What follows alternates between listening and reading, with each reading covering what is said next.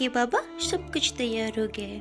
आप बोल रही थी मैं कुछ नहीं कर पाऊंगी, पर आपको नहीं पता मैं आपकी लड़की नहीं, मैं आपका लड़का हूँ। देखिए मैं सब तैयार कर दी हूँ। लेकिन बेटा मुझे माफ कर दे, मैं एक अभागा बाप हूँ जो अपनी बच्ची से इतना काम करा रहा हूँ। अभी तो तेरे पढ़ने के दिन थे, खेलने कूदने के दिन थे, और ऐसे दिनों में तू काम कर रही है। माफ कर दे बेटा। माँ देखो ना बाबा कैसी बेकी बेकी बात कर रहे हैं। तेरे बाबा एकदम ठीक कह रहे हैं लाडो। मुझे भी देख के अच्छा नहीं लगता तुझे काम करते हुए। तेरे तो भी खेलने कूदने के दिन थे। माँ बाबा आप लोग ऐसा कह के मुझे पराया कर देते हो। अभी मैं आपका लड़का होती तो क्या आप लोग मुझे काम नहीं करने देते? आप मुझे अपनी लड़की क्यों मानते हैं? लड़का मानिए ना मुझे अपना।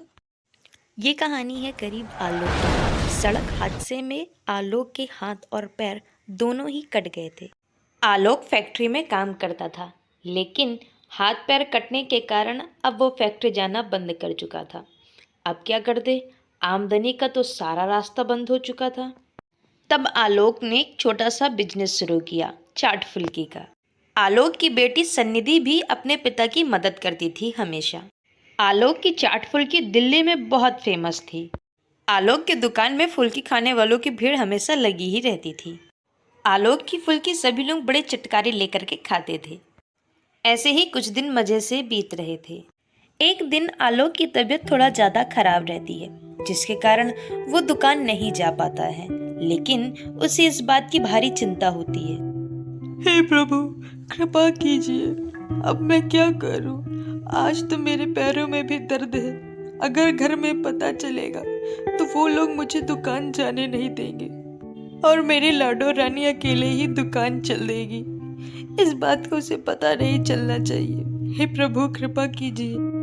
बाबा, ओ बाबा, किन ख्यालों में इतना खोए हुए हो बाबा कि मेरी आवाज़ भी आप सुन नहीं रहे हो? और बाबा आपकी आज तबीयत भी ठीक नहीं लग रही है। आप तो एकदम बाबा बुझे बुझे से लग रहे हो। बताओ मुझे क्या हुआ? कुछ नहीं हुआ है मेरी लाडो रानी, मैं तो बस ऐसे ही सोच रहा था, और तो कोई बात ही नहीं है। बाबा आप सबसे झूठ बोल सकते हो पर अपनी लाडो रानी से नहीं बोल सकते हो। आज आपकी तबीयत बिल्कुल भी ठीक नहीं है, इसलिए आप दुकान नहीं जाएंगे। बस मैंने कह दिया। मैं आज अकेले पूरा काम कर लूँगी, दुकान का भी और सारा सामान बना भी लूँगी। आपको परेशान होने की बिल्कुल भी ज़रूरत नहीं है। लेकिन बिटुआ तुम अकेले सब कुछ नहीं कर पाओगी। मैं साथ में रहता हूँ तब भी देखती हूँ कितनी दिक्कत होती है। बाबा अब मैं बड़ी हो गई हूँ, बच्ची नहीं रह गई हूँ, इसलिए मैं सारा काम कर लूँगी। आप बिल्कुल चिंता मत करिए।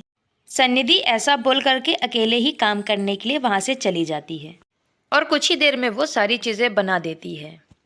ये देखिए बाबा, सब कुछ तैयार हो गया है। आप बोल रही थी मैं कुछ नहीं कर पाऊंगी, पर आपको नहीं पता मैं आपकी लड़की नहीं, मैं आपका लड़का हूँ। देखिए मैं सब तैयार कर दी हूँ। लेकिन बेटा मुझे माफ कर दे, मैं एक अभागा बाप हूँ जो अपनी बच्ची से इतना काम करा रहा हूँ। अभी तो तेरे पढ़ने के दिन थे, खेलने कूदने के दिन थे, और ऐसे दिनों में तू काम कर रही है। माफ कर दे बेटा।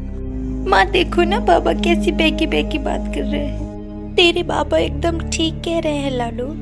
मुझे भी देख के अच्छा नहीं लगता तुझे काम करते हुए। तेरे तो भी खेलने कूदने के दिन थे। माँ बाबा आप लोग ऐसा कह के मुझे पराया कर देते हो। अभी मैं आपका लड़का होती तो क्या आप लोग मुझे काम नहीं करने देते? आप मुझे अपनी लड़की क्यों मानते हैं? लड़का मानिए ना मुझे। उस दिन सन्निधि फिर ठेला लगा करके अकेले ही खड़ी हो गई। चाट, मेरी गरम चाट खा लो चाट। उस दिन भी सन्निधि की ग्राहकी बहुत अच्छी हुई। सन्निधि अब रोज अकेले ही आकर के चाट का ठेला लगाया करती थी।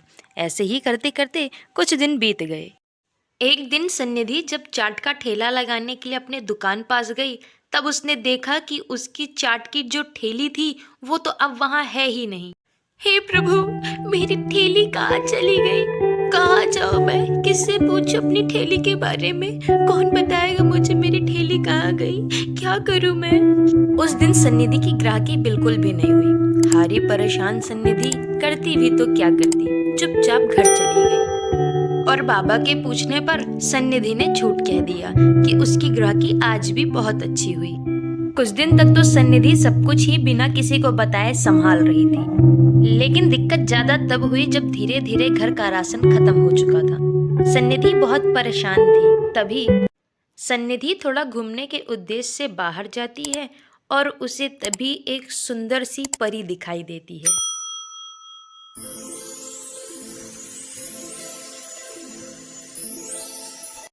सन्निधि, तुमने मुझे पहचाना?